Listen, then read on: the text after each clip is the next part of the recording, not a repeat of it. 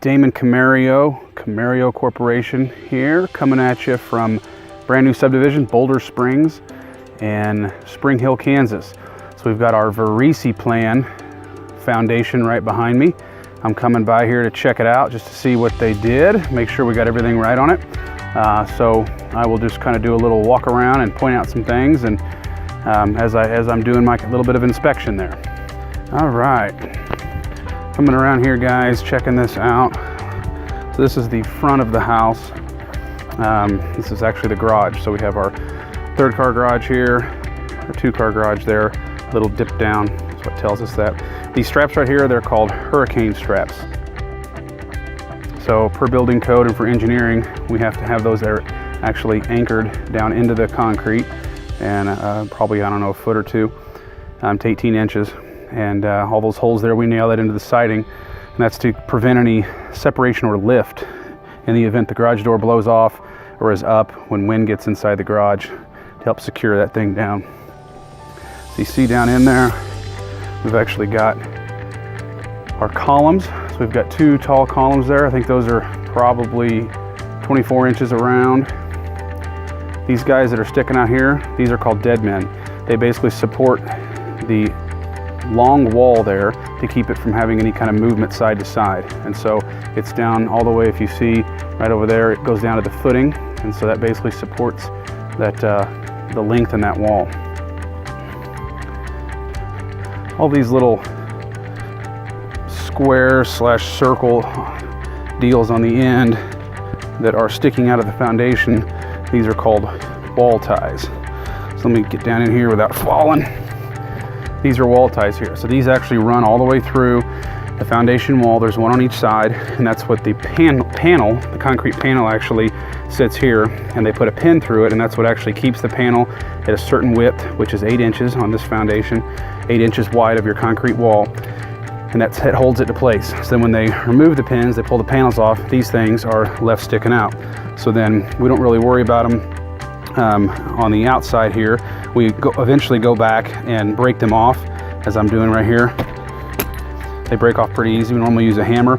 And so on the exterior of the foundation, we will actually have the foundation contractor, the waterproofing contractor will actually put some tar substance around there when he does the waterproofing or the damp proofing to fill in the gap, as you see, because this metal here will eventually rust away, and we don't want that to be a water source in the wall. So they patch it up here, and then they actually put all the membrane on the walls.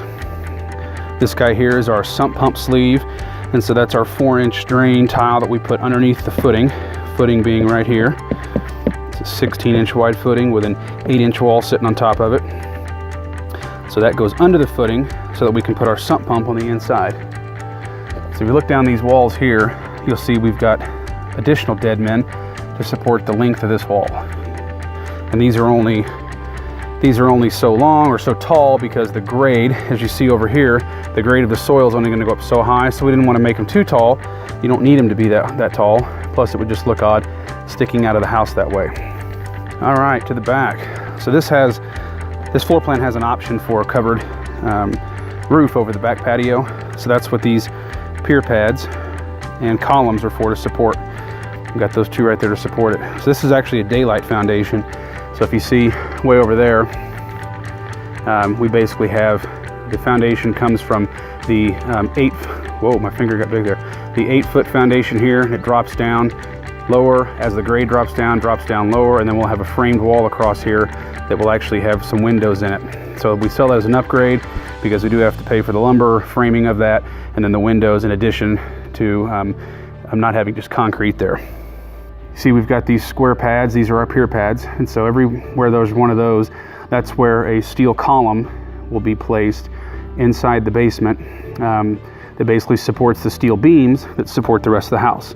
And so we have to distribute that weight from the roof all the way down through the walls, through the floor, to the beams, from the beams to the post to the pier pad into the ground.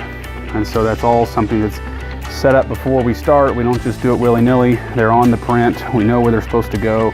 We know how big, wide, and how thick they're supposed to be. So we just follow the engineered prints, and the guys put it in that way. So if you look closely, that notch out right next to the water ball to the left of it, right up there, that's called a beam pocket. So our steel beam will actually sit in that, and then it'll go all the way over here to the other side, and it'll connect into that one. And that basically keeps it, gives it something to rest on in lieu of a steel post. All right guys, thanks for doing the foundation walk around with me. If you have any questions, as always, post them in the comments below. We'll get back to them right away. Thanks so much. See ya. Thanks for watching, guys. As always, hit the subscribe button, post a comment, follow us on Facebook, Instagram, Pinterest, House, Twitter, or LinkedIn. Share it with a friend, or visit our website at www.comeriocorp.com. Or if you want the real thing, check out our available homes page on our website for homes you can actually tour.